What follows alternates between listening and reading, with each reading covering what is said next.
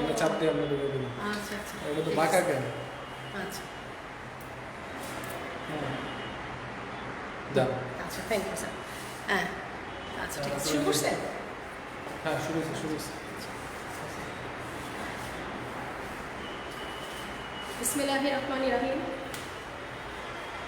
National কলেজের online ভিত্তিক শ্রেণী কার্যক্রমে তোমাদের আবারও স্বাগত জানাচ্ছি। প্রিয় শিক্ষার্থীরা, আশা করছি তোমরা সবাই ভালো আছো। আর আজকে লাইভ ক্লাসে তোমরা বই খাতা কলম সব কিছু নিয়ে প্রস্তুত আছো। প্রিয় শিক্ষার্থীরা, নেটের সমস্যার জন্য আমি আবার একটু 5 মিনিট লেট করে ঢুকলাম, তো সেটা আমরা ইনশাআল্লাহ বসে দেবো। তোমরা দ্রুত আমার সাথে সাথে লিখে নেবে, তাহলেই আমরা কাজটা দ্রুত শেষ করতে পারবো ক্লাসটা। তো শিক্ষার্থীরা, আজকে আমি তোমাদেরকে গত ক্লাসেই বলেছিলাম যে আমি বায়োলজি নতুন একটি অধ্যায় আজকে ধরব। তো তোমরা সবাই অবগত আছো বিষয়টি। তো সেই অধ্যায়টি ছিল মানব শারীরতন্ত্র হতে মানব শারীরের বর্জ্য ও নিষ্কাশন, অর্থাৎ human physiology, West and elimination থেকে আমি আজকে কিছু টপিক নিয়ে আলোচনা করব। অধ্যায়টি অত্যন্ত গুরুত্বপূর্ণ। শিক্ষার্থীরা, তোমরা ভালো করে জানো আজকে আলোচনা বিষয়টি হচ্ছে বর্জ্য ও নিষ্কাশন। তো শিক্ষার্থীরা, এই বর্জ্যটা আসলে কি? আমাদের কিন্তু অনেক বর্জ্য বিষয়টা আমরা সবাই অবগত আছি যে দেহে কিন্তু আমাদের অনেক ধরনের বর্জ্য নিষ্কাশন হয়, আমাদের দেহে অনেক বর্জ্য উৎপন্ন হয়ে থাকে। তো শিক্ষার্থীরা, এখন কি কথা এবং সাউন্ড শোনা যাচ্ছে? সাউন্ড এবং লেখা ক্লিয়ার কিনা একটু জানিও। তো আমি তোমাদেরকে প্রথমেই আসি, অধ্যায়টির নাম হচ্ছে বর্জ্য ও নিষ্কাশন।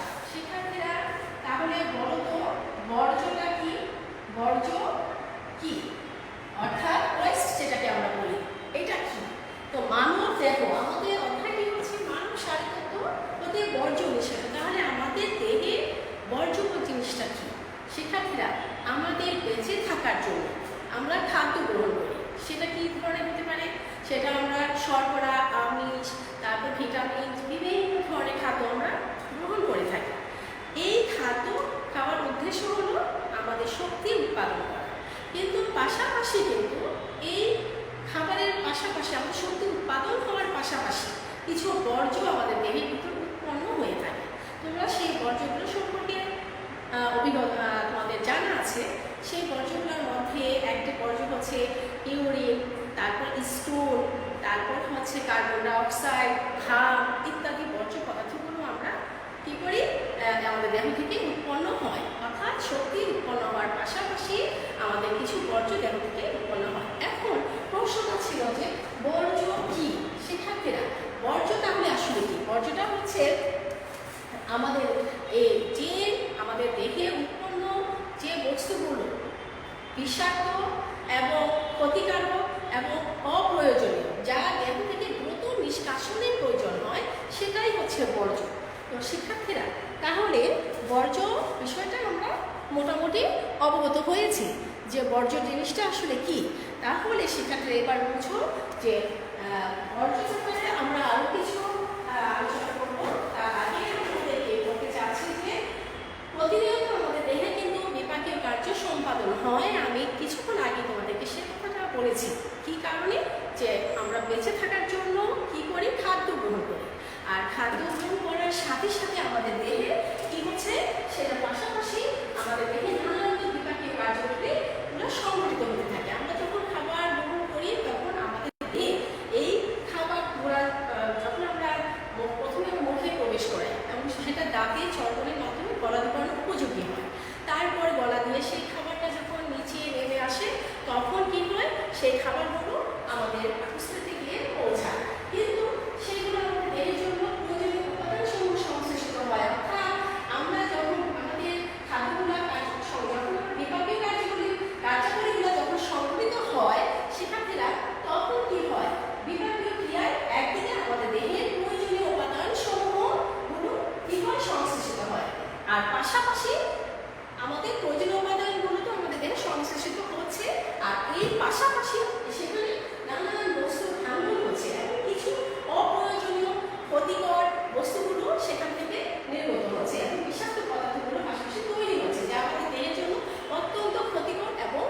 অপ্রয়োজনীয়।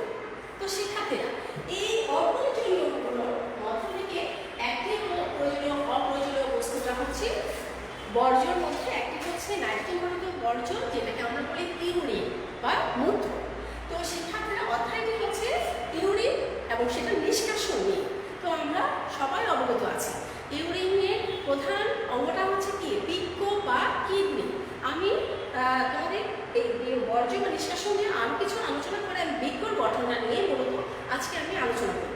তো শিক্ষার্থীরা তোমরা লক্ষ্য করো, তো আমি কিছুক্ষণ আগে বলেছি যে এই যে আমরা খাবার খাই, সেই খাবার খাওয়ার পরে সেখানে আমাদের অ্যামিনো অ্যাসিডের উৎপন্ন হবে। অ্যামিনো অ্যাসিড উৎপন্ন হয়, পরিমাপের পর উৎপন্ন হবে আমাদের দেহের মধ্যে কিছু অ্যামিনো অ্যাসিড। খাবার খাওয়ার মাধ্যমে আমাদের দেহে কি হয়, বিপাকের ফলে উৎপন্ন হবে অ্যামিনো অ্যাসিড। এই অ্যামিনো অ্যাসিডটা কি হবে, সেটা হচ্ছে এই অ্যামিনো অ্যাসিড যখন উৎপন্ন হয় যা দেহ কোষের মধ্যে যখন পৌঁছায় তখন সেখানে অপচিতিমূলক বা অপচিতিমূলক অথবা সেখানে কি হবে ক্যাটাবলিজম বিক্রিয়ায় সেটা অংশগ্রহণ করে। শিক্ষার্থীরা তোমরা বোঝার চেষ্টা করো, অত্যন্ত মজার এবং বোঝার বিষয়। তাহলে আমি যে বলছি যে উপচিতিমূলক সংযুক্ত হয় খাদ্য গ্রহণের পরে, সেই উপচিতিমূলক খাবারটা কিভাবে হচ্ছে দেখো, সেই উপচিতিমূলক বিক্রিয়ার ফলে সেই যে অ্যামিনো অ্যাসিড উৎপন্ন হলো সেটা নব সংশ্লেষিত হবে। প্রথমে সেটা উপচিতিমূলক প্রক্রিয়ায় সেটা নব সংশ্লেষিত হতে হবে। নব সংশ্লেষিত হওয়ার পরে সেটা হয়ে কি হবে, প্রোটিনে সন্নিবেশিত হবে। তাহলে অ্যামিনো অ্যাসিডটা নব সংশ্লেষিত হবে এবং পরবর্তীতে সেটা প্রোটিন উৎপন্ন হবে। এখন শিক্ষার্থীরা লক্ষ্য করো, এখন অতিরিক্ত যে অ্যামিনো অ্যাসিড আছে সেটা ভেঙে অ্যামিনোগুলো বিভক্ত হবে। এখন যে আমাদের সমপরিমাণে যে অ্যামিনো অ্যাসিড তৈরি হবে তা না, পাশাপাশি অতিরিক্ত কিছু অ্যামিনো অ্যাসিড তৈরি হতে পারে, সেটা ভেঙে গিয়ে কি হবে, সেক্ষেত্রে ভেঙে গিয়ে সেখানে অ্যামোনিয়া মুক্ত হবে, অর্থাৎ অ্যামোনিয়া বিভক্ত হবে, আর সেটাই পরিণতিতে ইউরিয়ায় রূপান্তরিত হয়। শিক্ষার্থীরা তোমরা কি বুঝতে পেরেছো? তাহলে আমি কি বলেছি, অতিরিক্ত যে অ্যামোনিয়াটা থাকে সেটাই পরবর্তীতে কি হবে, ইউরিয়া হিসেবে মুক্ত হয়, আর যেটাকে আমরা বলি মূত্র, অর্থাৎ নাইট্রোজেন গঠিত বর্জ্য পদার্থ। তো শিক্ষার্থীরা এখন দেখো, তো আমরা দেখছি যে ইউরিয়া, তারপর হচ্ছে কার্বন ডাই অক্সাইড, এইগুলাই হচ্ছে এখানে বর্জ্য। তারপরে হচ্ছে কি ইউরিয়া, তারপর হচ্ছে কার্বন ডাই অক্সাইড, আমরা দেখতে পাচ্ছি যে এগুলাই হচ্ছে আমাদের ক্ষতিকর বর্জ্য। তাহলে এই অ্যামোনিয়া থেকে, সেখানে অতিরিক্ত অ্যামোনিয়া থেকে তৈরি হচ্ছে ইউরিয়া ও কার্বন ডাই অক্সাইড।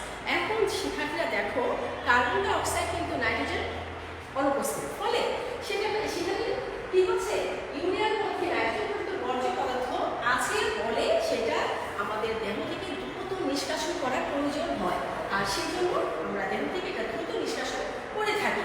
কিন্তু কার্বন ডাই অক্সাইডের ক্ষেত্রে আমরা দেখতে পাচ্ছি যে সেখানে কিন্তু ক্ষতিকর বর্জ্য পদার্থ হচ্ছে, সেটার জন্য আমরা দেখতে পাচ্ছি যে কার্বন ডাই অক্সাইডের ক্ষেত্রে অপসারণের ভূমিকাটা কিন্তু আমাদের বৃক্ক নিচ্ছে না, সেটা নিচ্ছে আমাদের হৃৎপিণ্ড।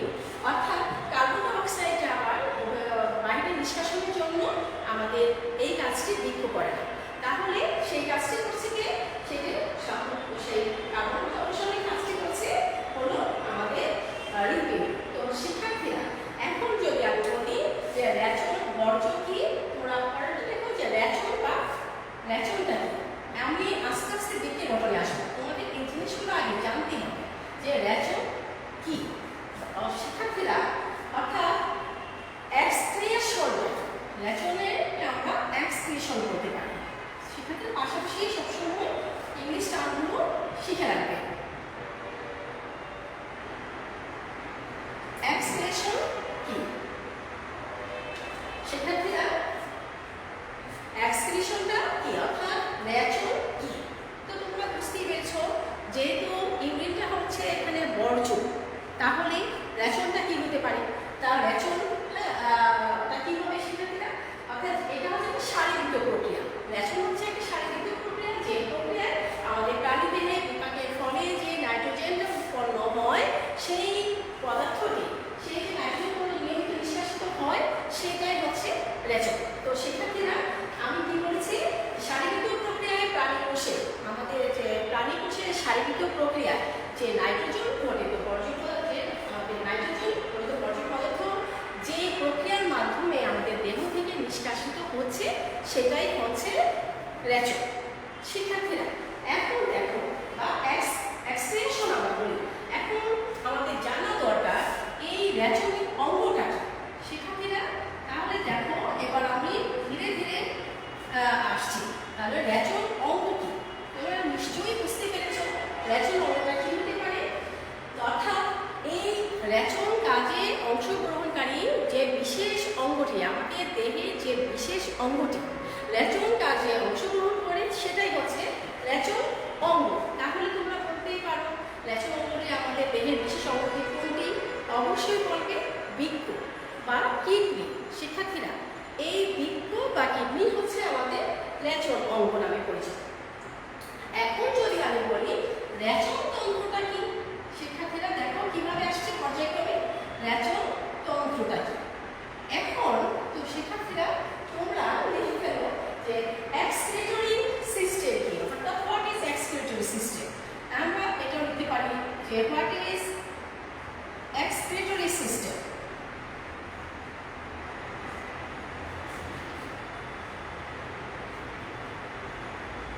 এখন শিক্ষার্থীরা তোমরা লক্ষ্য করো রেচন তন্ত্রটা কি। এটা হচ্ছে একটা যে সুনির্দিষ্ট অঙ্গতন্ত্র রেচনের সাথে জড়িত, আমাদের যে সুনির্দিষ্ট অঙ্গতন্ত্রটি রেচনের সাথে জড়িত সেই তন্ত্রটি হচ্ছে রেচন তন্ত্র।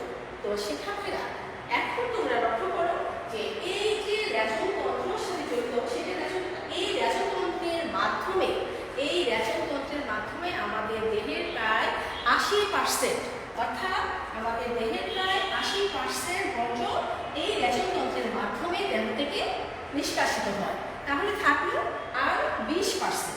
এই 20% হচ্ছে এই 20% বা 20%, এই 20% আমরা অন্যান্য রেচন বস্তু। তাহলে শিক্ষার্থীরা 20% রেচন পদার্থটা হচ্ছে যে বিভিন্ন ক্রিয়াকলাপে এগুলো উৎপন্ন হচ্ছে আমাদের দেহের মধ্যে এবং বিভিন্ন পথে এগুলো বের হয়ে যাচ্ছে। সেটার মধ্যে আছে কার্বন ডাইঅক্সাইড, ঘাম ইত্যাদি। তো শিক্ষার্থীরা এই রেচন অঙ্গটাকে যে 20% রেচনগুলা মানে যে বর্জ্যগুলো আমাদের দেহের বিভিন্ন অঙ্গে উৎপন্ন হয় এবং সেটা দেহ থেকে যেভাবে নিষ্কাশন হয় সেটাকে আমরা বলবো সহকারী রেচন অঙ্গ। তার প্রধান রেচন অঙ্গটা হচ্ছে কি বৃক্ক, আর সহকারী রেচন অঙ্গ হচ্ছে অন্যান্য অঙ্গ, অর্থাৎ যে পথ দিয়ে আমাদের ঘাম অথবা কার্বন ডাইঅক্সাইড যে প্রক্রিয়া বের হয়ে যাচ্ছে সেগুলো রেচন অঙ্গ, তবে সেগুলো সহকারী রেচন অঙ্গ। তাহলে আমাদের দেহে প্রধান রেচন অঙ্গটি হচ্ছে বৃক্ক, যার মাধ্যমে 80% বর্জ্য আমাদের দেহ থেকে নিষ্কাশিত হয়। শিক্ষার্থীরা তোমরা কি আমার এইটুকু কথাগুলো বুঝতে পেরেছো? শিক্ষার্থীরা আমার আরো গুরুত্বপূর্ণ অংশ হতে হবে। তো শিক্ষার্থীরা মনে রাখবে যে বয়স বাড়ার সাথে সাথে কিন্তু আমাদের এই রেচন অঙ্গটি আস্তে আস্তে দুর্বল হয়ে আসে, অর্থাৎ বৃক্কটি দুর্বল হয়ে আসে। যখন আমাদের দেহ আমাদের যখন বয়স হয় 70 বছর যখন আমাদের পার হয় তখন দেখা যায় যে এই বৃক্কের কাজটা প্রায় 50% কাজ করে সাধারণত।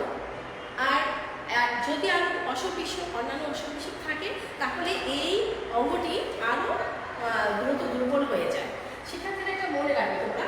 তো আমি এখন তোমাদের সাথে যে বিষয়টি নিয়ে আলোচনা করব সেটা হচ্ছে বৃক্ক বা কিডনি। অর্থাৎ শিক্ষার্থীরা লিখে নাও যে বৃক্ক বা কিডনি কি।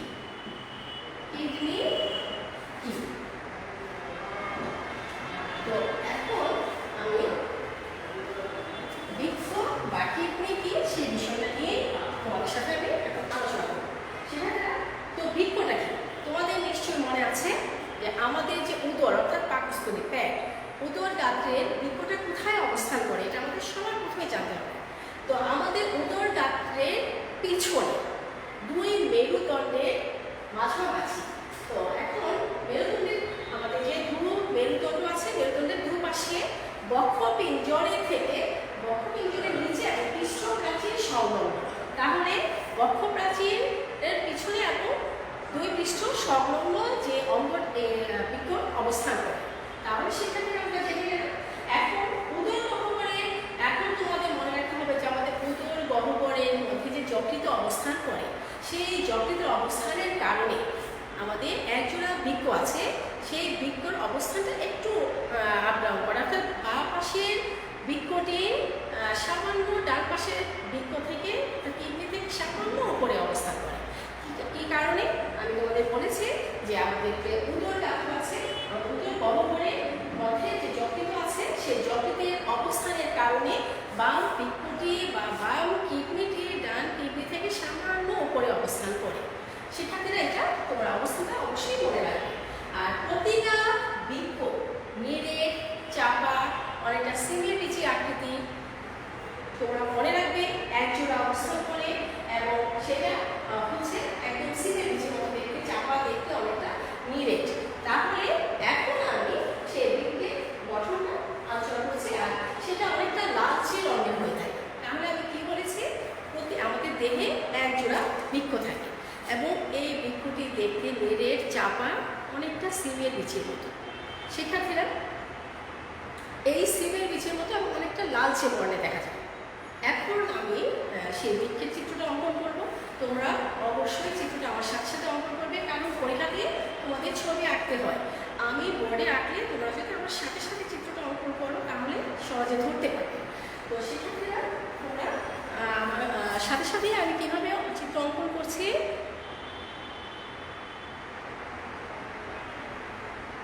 আচ্ছা শিক্ষার্থীরা, তোমরা আমার সাথে সাথে ছবিটা অঙ্কন করো।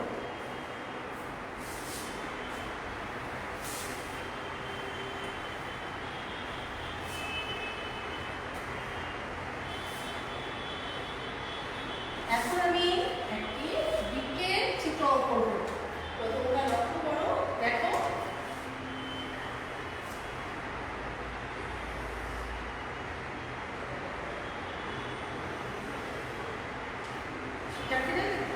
দেখা যাচ্ছে সেটা। আচ্ছা, আমি একটু উঁচা উঠাই দিচ্ছি।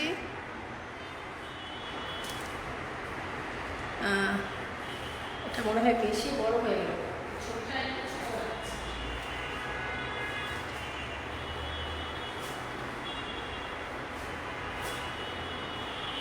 আমার সাথে সাথে চিত্র অঙ্কন করো। চিত্র অঙ্কন করার পরেই আমি বৃক্কের গঠনে বিস্তারিত বর্ণনা দেওয়ার চেষ্টা করি।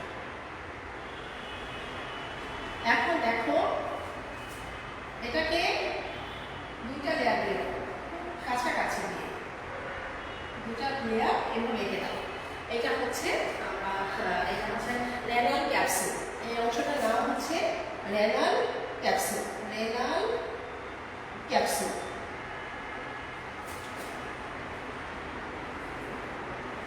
চিত্রটা দেখতে পাচ্ছ তোমরা?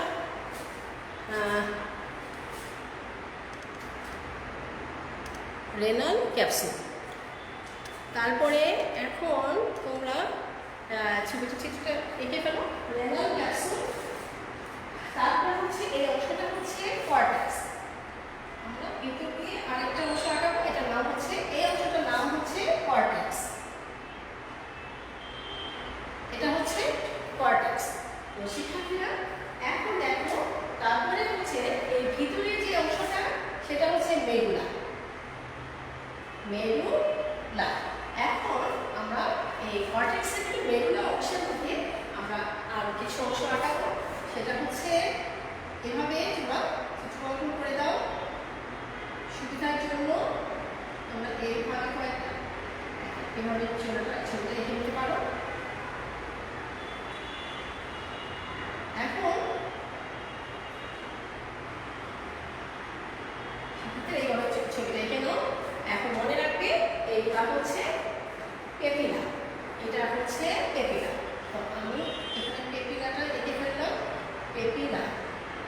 হ্যাঁ, এখন দেখো এই ভিতর থেকে নেফ্রন অবস্থান করবে। তো আমরা নেফ্রনটা এখন আঁকতে পারি। সেটা হচ্ছে কর্টেক্সের মেরুলা থেকে কর্টেক্স পর্যন্ত যাবে।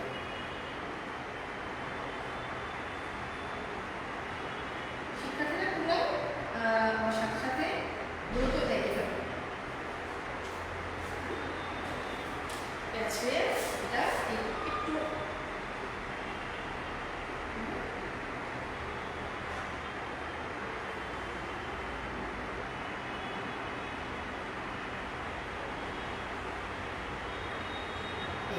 এটা হচ্ছে ল্যাফ্রো, এই অংশটা হচ্ছে ল্যাফ্রো। তারপরে আমরা যে অংশটা এখন ট্যালিং করব সেটা হচ্ছে এই অংশটা হচ্ছে পেলভিস। পেলভিস এটা হচ্ছে পেলভিস। তাহলে আমরা কি দেখতে পেলাম? পেলভিস, ল্যাফ্রো, তারপর সংগ্রাহক নালী। যেই এই অংশটার নাম হচ্ছে সংগ্রাহক নালী। এই নালীটা হচ্ছে সংগ্রাহক নালী। সংগ্রাহক নালী। তো শিক্ষার্থীরা এই পাঠটা, আর এই যে লম্বা নলের মতো ইউরেটার, ইউরেটার, ইউরেটার। তো শিক্ষার্থীরা দেখা যাচ্ছে। আর এইগুলোকে আমরা বলবো renal pyramid. Renal pyramid, renal pyramid.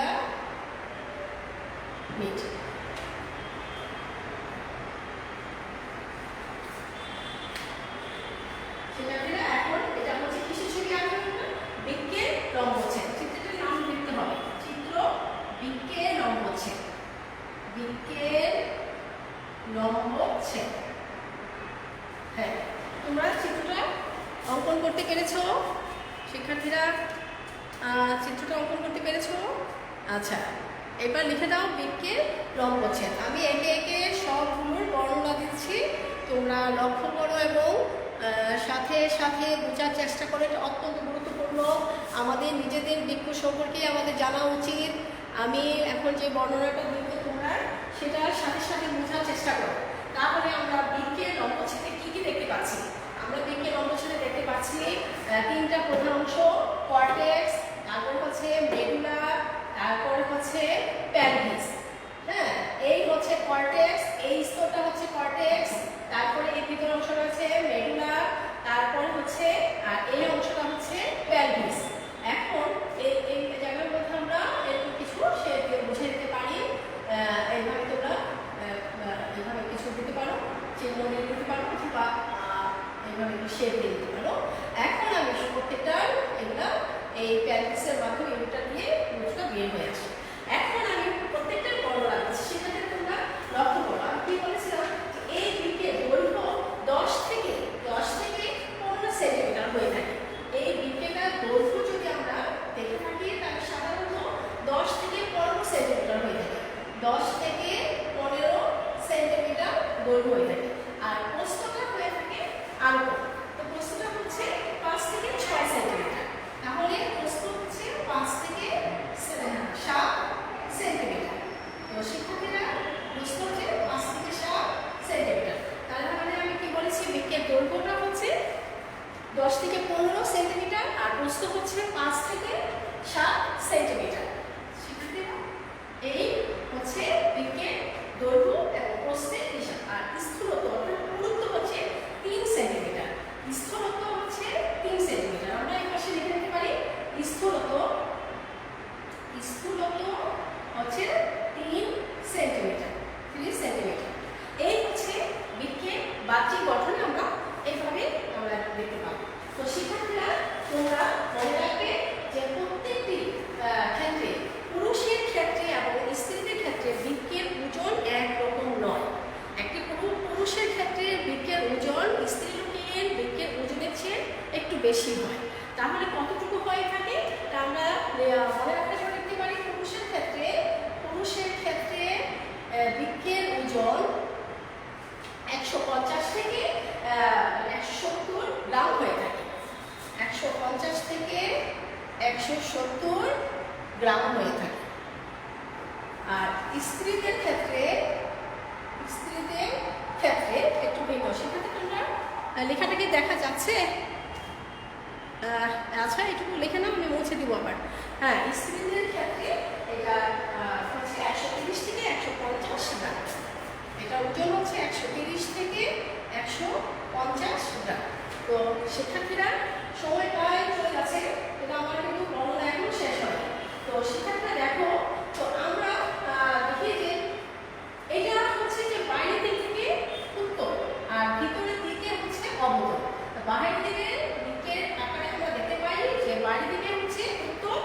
ভিতরের দিকে অংশটা হচ্ছে অবতল।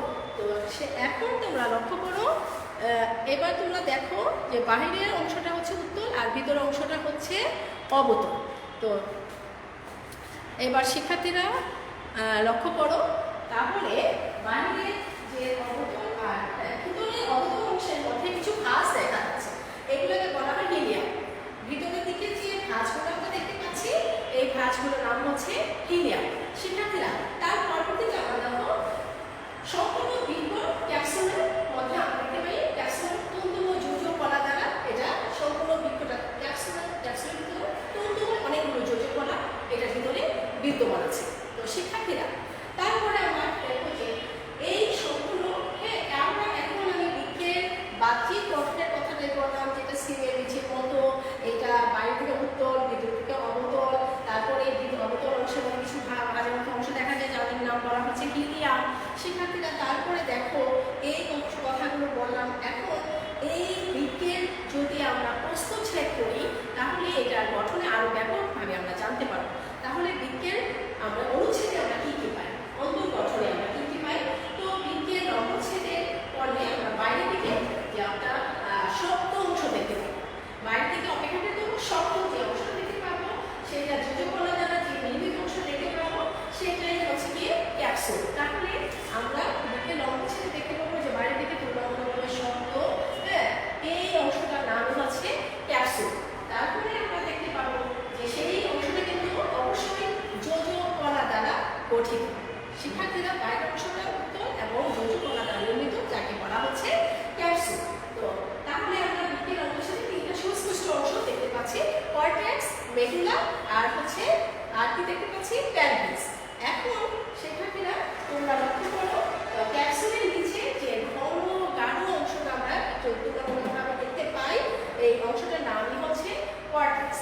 তো এই রঙের এটা হচ্ছে কর্টেক্স অংশ।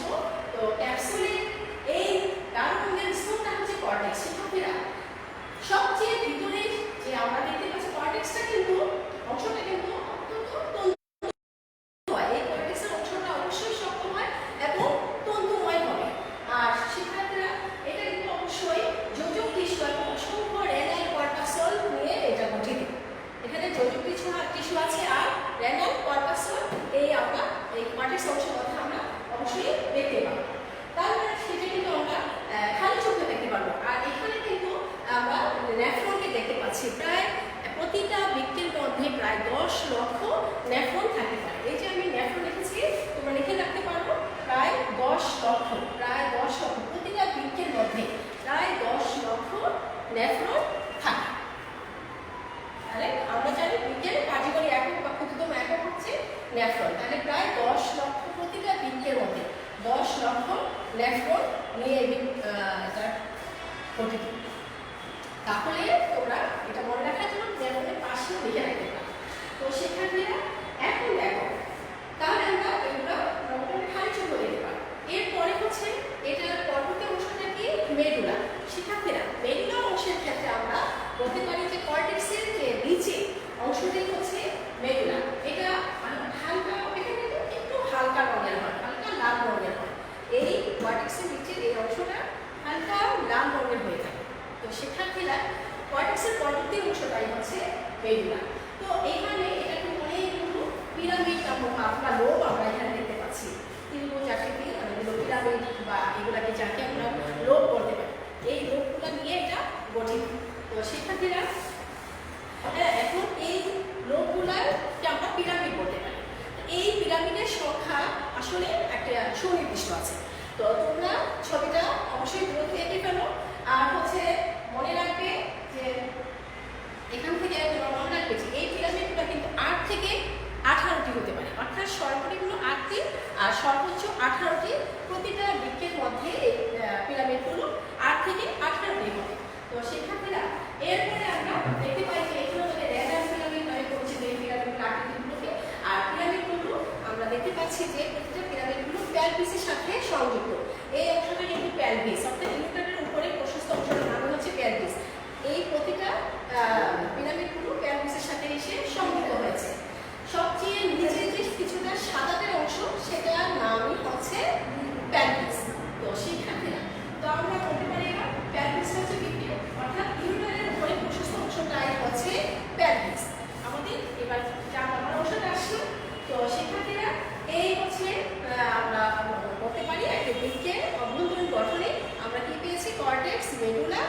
তারপরে হচ্ছে প্যানক্রিয়াস ইউরেটার, এই নালীটা হচ্ছে ইউরেটার, সংগ্রাহক নালী থাকে নেফ্রনের মধ্যে।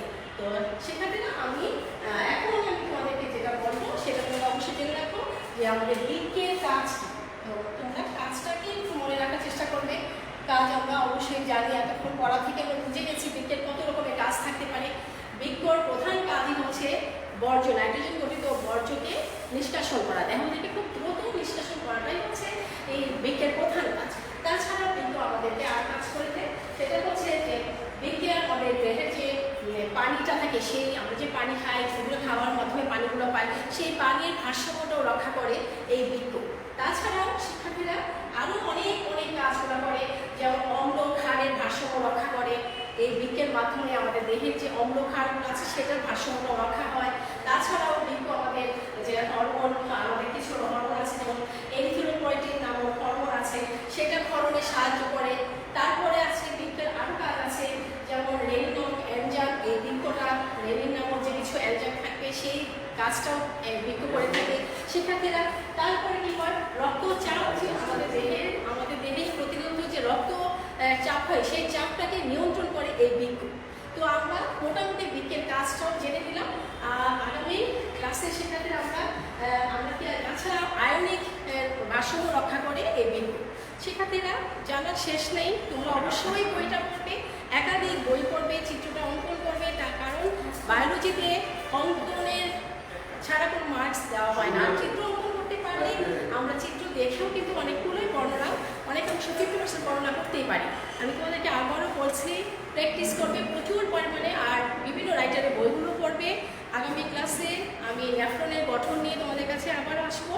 ততক্ষণে তোমরা সবাই ভালো থেকো, সুস্থ থাকো এবং পরবর্তী ক্লাসের জন্য রেডি থেকো। আল্লাহ হাফিজ।